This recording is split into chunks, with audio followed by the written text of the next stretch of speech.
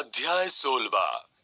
यह संसार एक ऐसे वृक्ष की तरह है जिस पर कड़वे फलों की भरमार है। केवल दो तरह के फल ही मीठे होते हैं, मीठा बोलने वाले लोग और सज्जन व्यक्ति की संगति। अयोग्य पुत्र न ध्यातम पद्मीश्वरस्य विधिवत संसार विच्छित्तये स्वर्ग द्वार कपाट पाटन पटु धर्मोपि नोपार्जितः नारी पीन पयोधरोरु युगलम स्वप्नेपि नालिग्नतम मातुः केवलमेव यौवन वन छेदे कुठारा वयम। संसार से मुक्ति पाने के लिए न तो हमने परमात्मा के चरणों का ध्यान किया, न स्वर्ग द्वार को पाने के लिए धर्म का संचय किया, और न कभी स्वप्न में किसी स्त्री के स्तनों एवं जंघाओं का आलिंगन किया। इस प्रकार हमने जन्म लेकर माँ के यौवन रूपी वृक्ष को काटने के लिए कुल्हाड़ी का ही काम किया। इस संसार में हमारा जन्म कुछ अच्छा करने और प्राप्त करने के उद्देश्य से हुआ है। एक माँ जब अपने बच्चे को जन्म देती है तो वह उससे बहुत सारी उम्मीदें रखती हैं। प्रत्येक व्यक्ति को अपनी माँ के सपनों को पूरा करने के निमित्त अच्छे कार्य करने चाहिए। स्त्री का स्वभाव जल्पन्ति सार्धमन्येन पश्यन्तन्यम सविभ्रमा हृदये चिन्तयन्त्यन्यम न स्त्रीणामेकतो रति। स्त्रियां बात एक से करती हैं, कटाक्ष से दूसरे को देखती हैं और मन से किसी तीसरे को चाहती हैं। उनका प्रेम किसी एक से नहीं होता है। यह चाणक्य का स्वयं का अनुभव है, जिसकी वजह से वे हमेशा स्त्रियों की योग्यता पर शक करते हैं। मूर्खता यो मोहन मन्यते मूढ़ो रक्ते यम मयि कामिनी स तस्य वशगो भूत्वा नृत्येत क्रीड़ा शकुंतवत। जो व्यक्ति इस बात पर विश्वास करता है कि एक सुंदर स्त्री सिर्फ उसी से प्रेम करती है, उसका यह विश्वास मूर्खता पूर्ण होता है। ऐसा व्यक्ति स्त्री के इशारे पर कठपुतली की तरह नाचता है। एक स्त्री बड़ी आसानी से किसी भी पुरुष का विश्वास जीत लेती है और उसे इस बात का एहसास दिला देती है कि वह उसकी सच्ची प्रेमिका है। व्यक्ति ऐसी स्त्री के साथ को खोना नहीं चाहता है, इसके लिए वह उसके आगे पीछे घूमता है। ऐसा करके वह अपने धन के साथ साथ समाज में अपना सम्मान भी खो देता है। अलग होना कुर्थान प्राप्य न गर्वितो विषयीण कस्याप दोस्तम गतः स्त्री भी कस्यन खंडितम भुवि मनः को नाम राज्ञम प्रिया कह कालस्य न गोचरत्व मगमत कोर्थी गतो गौरवम को वा दुर्जन वागुरासु पतिता क्षमेण यातः पति। यहाँ आचार्य चाणक्य कुसंगति या धन, स्त्री या राजा के संपर्क से न बच पाने की स्थिति को स्पष्ट करते हुए कहते हैं कि कौन ऐसा व्यक्ति है जिसे धन पाने पर गर्व न हुआ हो। किस विषयी व्यक्ति के दुख समाप्त हुए हैं, स्त्रियों ने किसके मन को खंडित नहीं किया। कौन व्यक्ति राजा का प्रिय बन सका, काल की दृष्टि किस पर नहीं पड़ी, किस भिखारी को सम्मान मिला। कौन ऐसा व्यक्ति है जो दुष्टों की दुष्टता में फंसकर सकुशल वापस लौट कर आ सका। इस दुनिया में बहुत कम ऐसे लोग होते हैं जो अपनी धन संपत्ति के खत्म हो जाने के बावजूद खुद को संभाल पाते हैं। जो लोग बुरी संगति में पड़ जाते हैं वे धन गंवाने के साथ साथ अपना सम्मान भी खो देते हैं। ऐसे लोग अपने लिए अनजाने में ही मुसीबतों को न्योता देते हैं। जब विनाश नजदीक हो बुद्धि साथ छोड़ जाती है।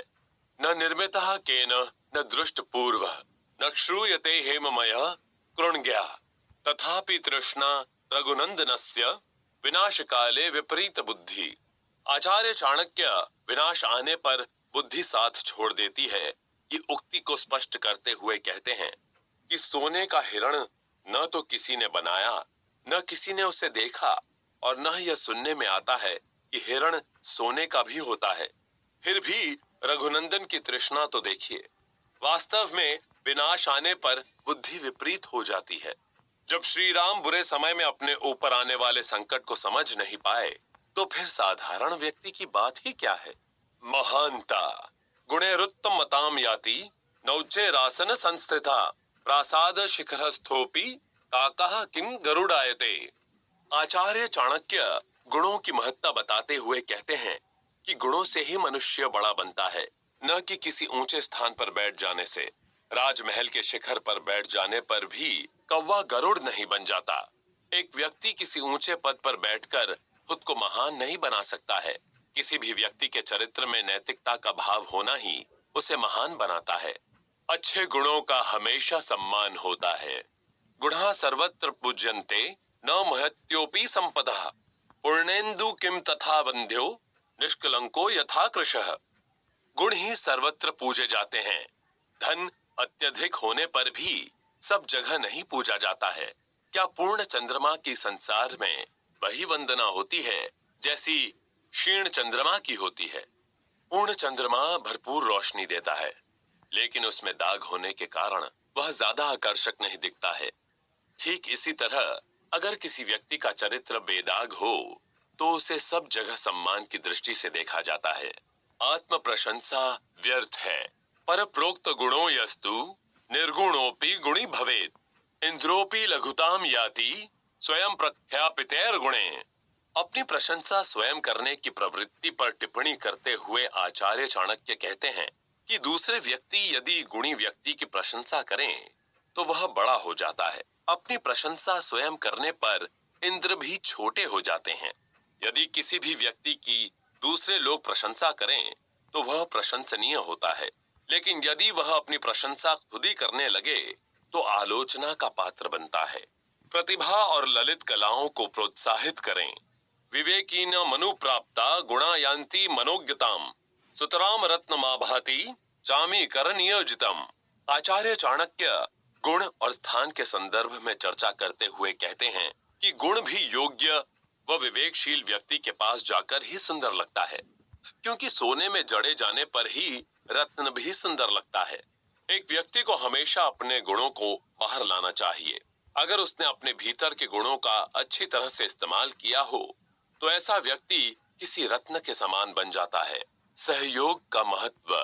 गुणे सर्वज्ञ तुल्योपि सीदत्येको निराश्रय अनर्घ्यमपि माणिक्यम हेमाश्रयम अपेक्षते। गुणी व्यक्ति भी उचित आश्रय नहीं मिलने पर दुखी हो जाता है, क्योंकि निर्दोष मणि को भी आश्रय की आवश्यकता होती है। हर व्यक्ति को किसी दूसरे के सहारे की जरूरत होती है, कितना भी महंगे से महंगा पत्थर क्यों न हो। जब तक उसे गहनों में न जड़ा जाए वह महत्वहीन होता है।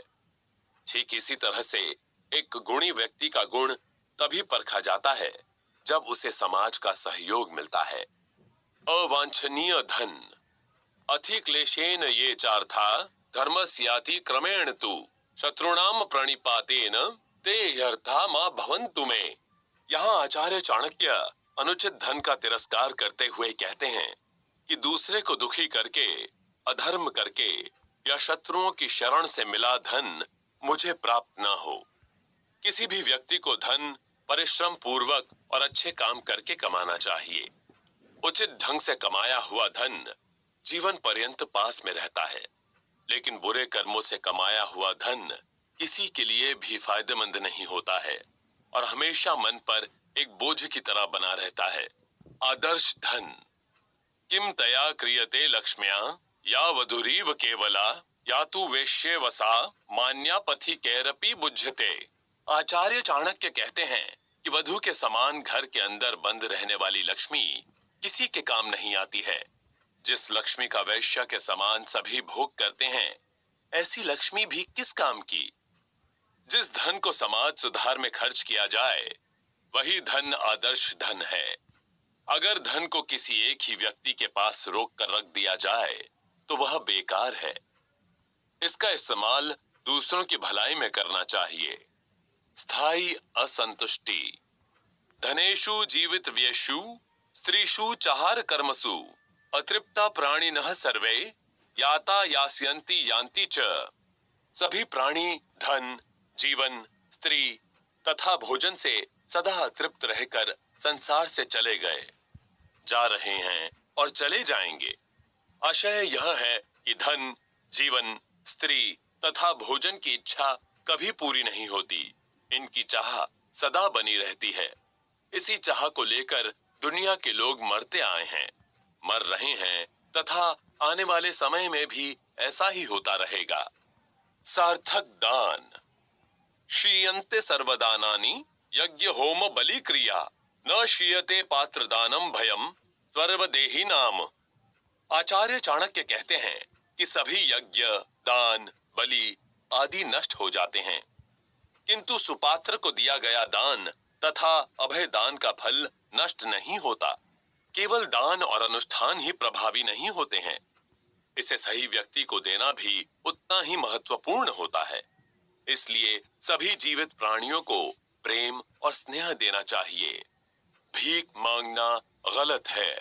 तृणम लघु तृणातुलम तुलादपि च याचकः वायुना किम न नीतोसो मामयम याचयिष्यति। तिनका हल्का होता है, तिनके से हल्की रुई होती है, और याचक रुई से भी हल्का होता है। तब इसे वायु उड़ाकर क्यों नहीं ले जाती है? इसलिए कि वायु सोचती है कि कहीं यह मनुष्य मुझसे भी कुछ ना मांग बैठे। जो व्यक्ति दूसरों से कुछ मांगता है वह हल्की वस्तुओं से भी ज्यादा हल्का रहता है। जो उसे दान देता है वह महान होता है। भीख मांगना बुरी बात होती है।